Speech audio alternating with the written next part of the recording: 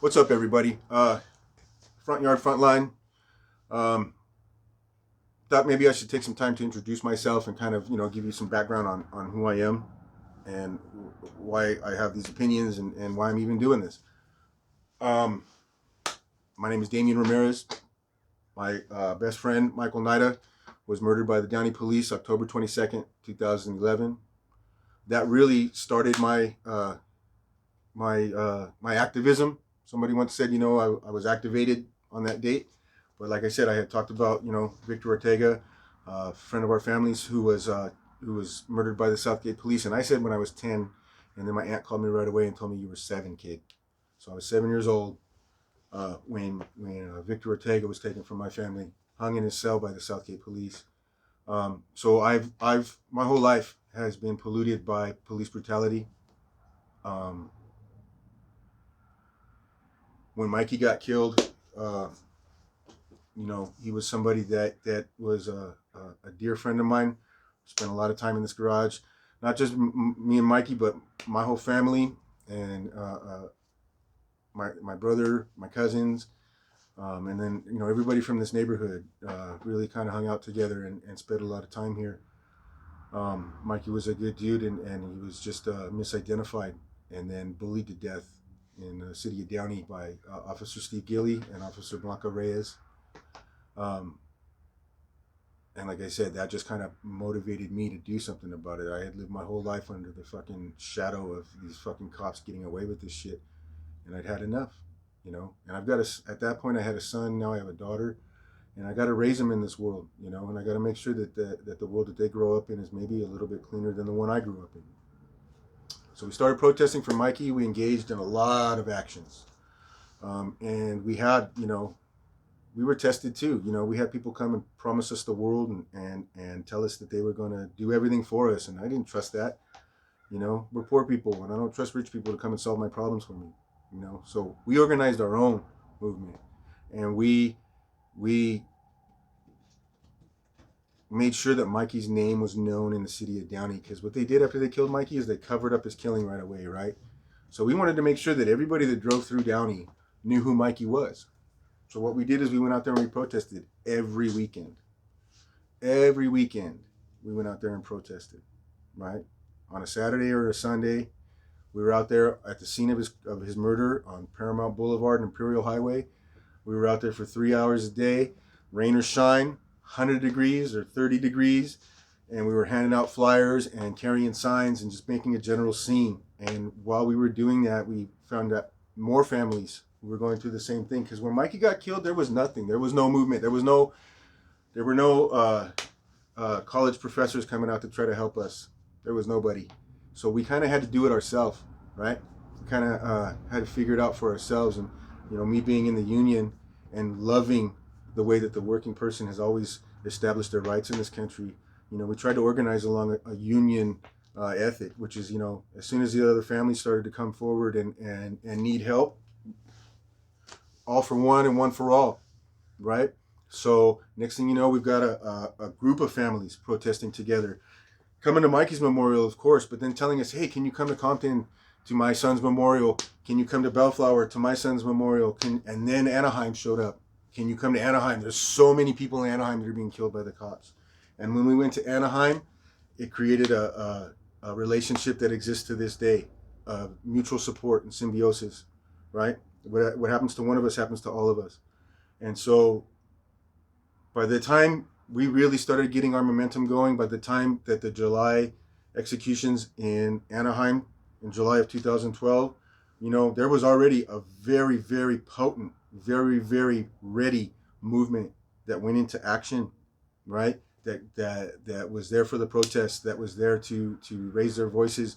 And then I think about the 1 year anniversary of Manuel Diaz, when we had a statewide conference. We had a statewide protest, and people came from all over the state, from Northern California, from Southern California down by the border. And we had so many people come out and deliver their testimonies and talk about how they lost their loved ones. And we realized that this is a problem that is, we already knew that, but everybody else started to realize this is a problem that is way bigger than we realized, or that we understood to begin with. And so as we started to get traction, We started to go to different places. We started to engage in different actions. And we started to get some really heavy backlash as well. One of the things that I'm going to talk about later, a good friend of ours was arrested at a protest in Compton, where the Compton sheriffs did open fire on some young people not 50 feet from us.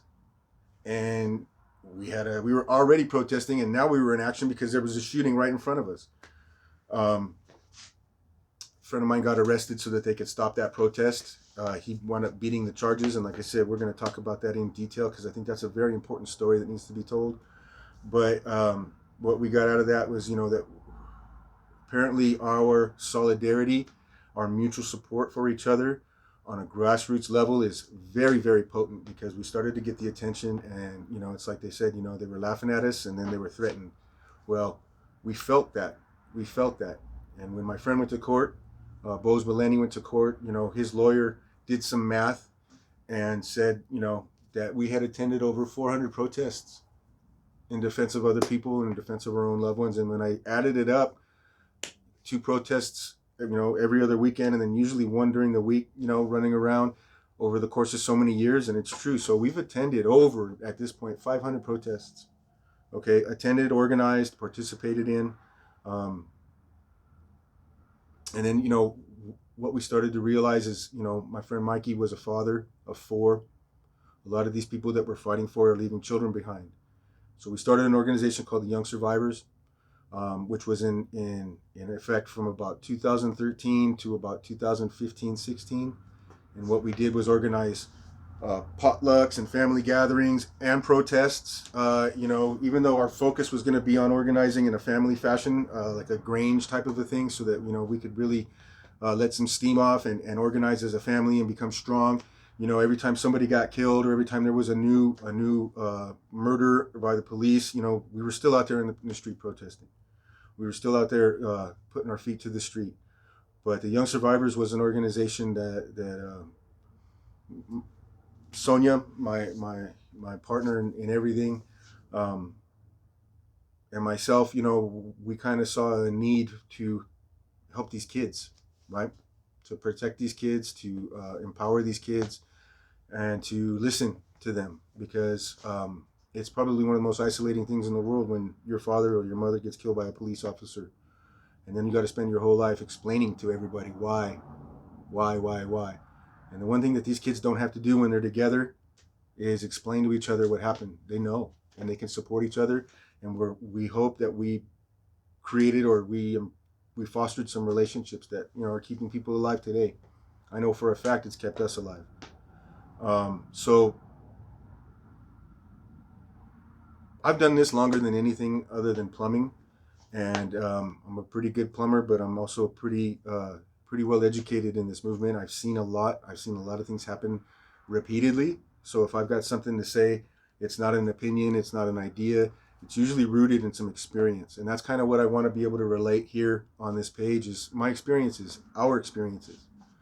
So when I'm talking about corrupt attorneys, I've got names and I've got scenarios. I've got stories. Okay, it's not just a paranoia, it's a fact.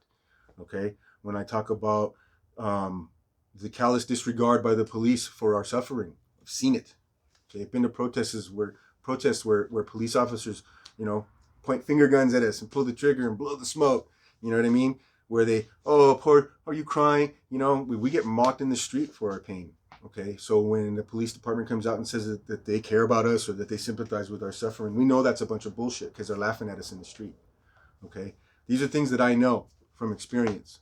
So I just kind of wanted to take a minute to introduce myself, maybe, and just establish that I'm not spinning my wheels here. This isn't just some bullshit falling out of my head that sounds good that I want to put on the internet. These is empirical experiences that I've been through, that we have been through, and we have learned from and are trying to share now, so that maybe the next family doesn't have to make the same mistake, doesn't have to waste 6 months trusting the wrong lawyer, doesn't have to spin their wheels hoping that the city is going to do something about their loved one's killing, when I can tell you right now, ain't no city council give a shit about your loved one. You got to make them care. Okay? These are the type of things that I want to get out there and that I want to be able to have on the record. And I kind of want you guys out there, you know, that are taking the time to listen to me or to watch this. I want you to understand where I'm coming from. Okay? Uh, never been to college. Well, I never graduated college. I'm a working person my whole life. And that's where I'm coming from. Okay? I'm coming from a place of empirical knowledge. Okay? Something that I've learned from shit happening to us. Okay? Not from something I read in a book or learned in school. So I don't know, you know, like I said, I just wanted to put that out there right now, just a quick intro, so that you guys know that, you know, who you're taking the time to listen to. All right? Thank you.